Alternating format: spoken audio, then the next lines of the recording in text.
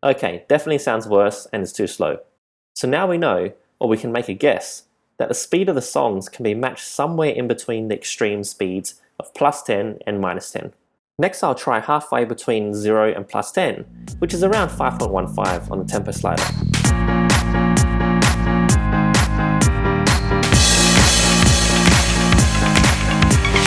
Does that sound any better? I'm not sure yet, so let's try again. Since it's a bit hard to tell if it's better or worse, I now use the jog wheel to temporarily adjust the speed of the song. Remember that this is like nudging the song in a certain direction.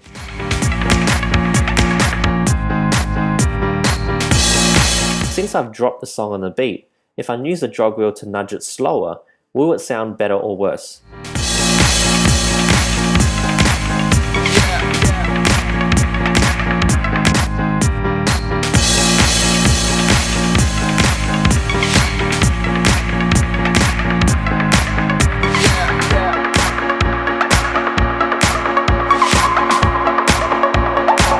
Okay, it's sounding like when I nudge it slower, then the songs sound more beat matched. They sound better. Therefore, the +5 setting I have on the tempo slider is too fast. Let's reduce it to say 3.2. Yeah, all the crazy shit I did tonight. Those will be the best memories. I just wanna let it go for tonight. That would be the best therapy. Okay, it sounds beat matched when I drop it and for the first few seconds. However, it slowly drifts apart, but I'm not sure whether it drifts slower or faster. So in this case, we'll use a jog wheel again to test it. If I nudge the jog wheel to make the song faster, does it sound better? Let's try again. All the crazy shit I did tonight. Those will be the best memories. I just wanna let it go for tonight. That would be the best therapy for me. Okay, it's not sounding like it's getting better when I nudge it faster. So let's try the opposite, nudging it slower.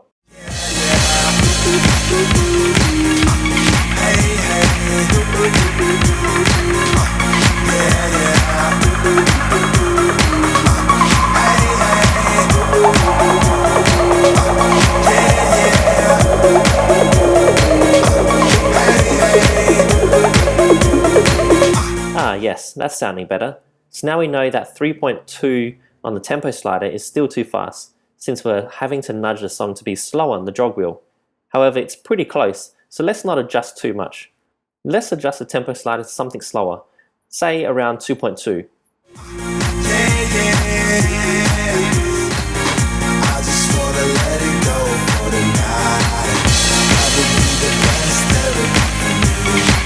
So far it's sounding pretty good.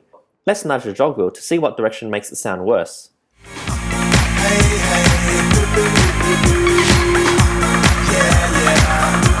It's a bit hard to tell, but I think I'm nudging it to be slow too much.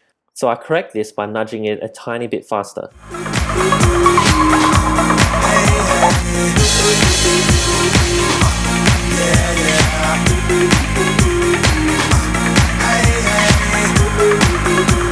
Okay, now when I nudge it a bit slower, it starts to sound better.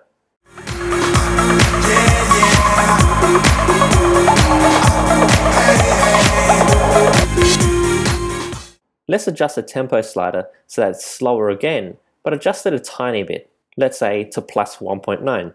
The adjustment I make to the tempo slider should be proportional to the nudge I give the song using the jog wheel. Why? Because if it only needs a small nudge with the jog wheel, then the song is only out of sync just a small bit.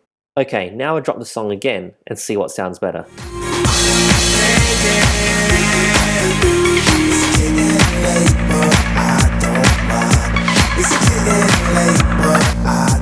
Let's try nudging it a tiny bit forward to see if it sounds better.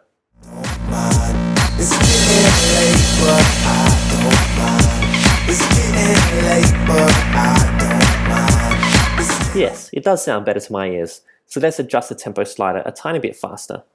Since we know that +2.2 is too fast and +1.9 is too slow, let's set it in between those two values to 2.1.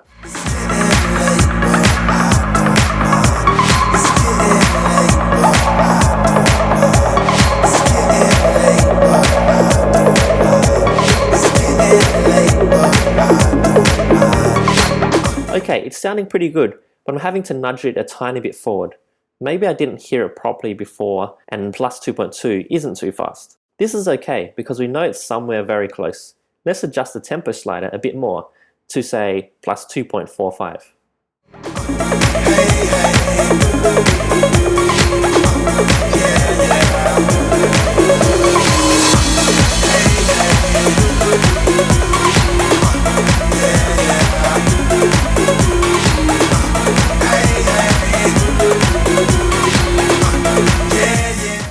Okay, that's sounding about right. I think the songs are now being matched. Like I mentioned previously, when you're in front of a large crowd, you do not want to be finding the beats and testing the songs for the crowd to hear. That's why you use your headphones to set up the songs before playing them out the speakers. Some DJs like to have both signals playing out of both headphones at the same time.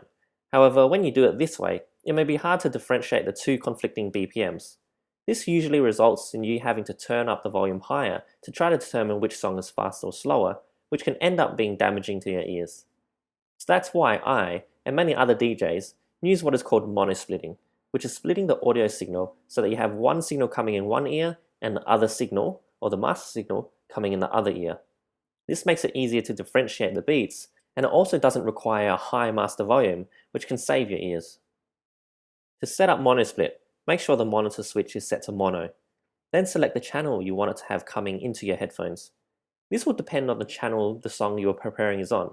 For example, if I am preparing a song on channel 1, then I would select channel 1. Since it is a mono split, you always want the master channel coming into one side of the headphones, so make sure master is also selected.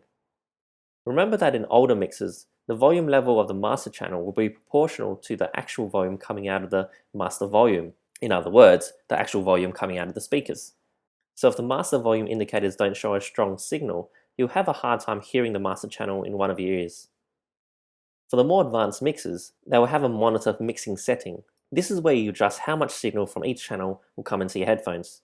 If the master channel is not very loud, maybe it is the start of the night so you have the volume down, then you'd want to adjust the monitor mixer to increase the signal of the master channel. You can then adjust your monitor volume accordingly.